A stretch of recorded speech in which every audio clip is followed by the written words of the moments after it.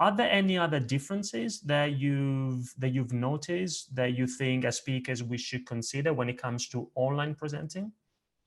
So yes, there's significant difference. I think kind of if I drop you a couple, I think firstly, to me, the same way that if a speaker was going on to speak at an event, they might have their slides which they've sent to the organizer beforehand, but they probably have a spare slide. And if they've got a clicker because they've got slides, they might have a spare clicker and a battery.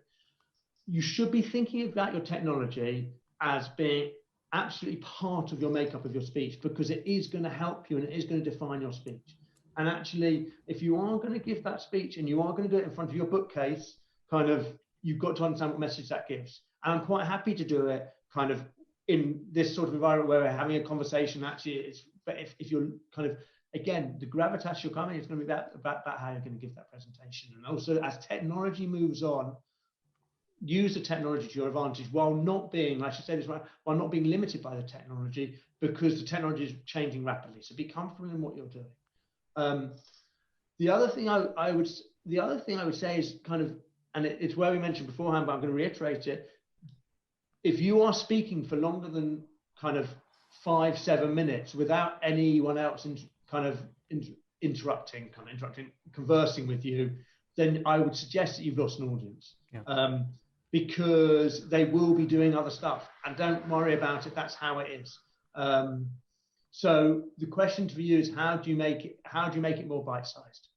How do you make it more people that have the ability to dip in and out to be able to catch up with the thread? No longer can you be giving something and referring back to something 20 minutes ago, because actually there might not be an on conversation now. Be aware of your surroundings. I think that's my message.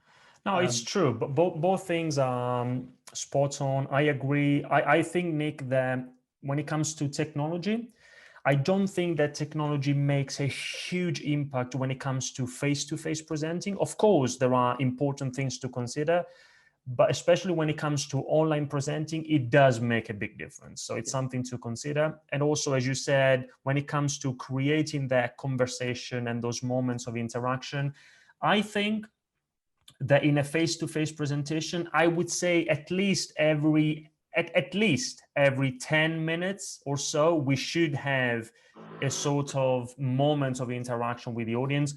Online, I agree with you, even more. If every 5 minutes or so we don't create the interaction, they're not going to listen to us.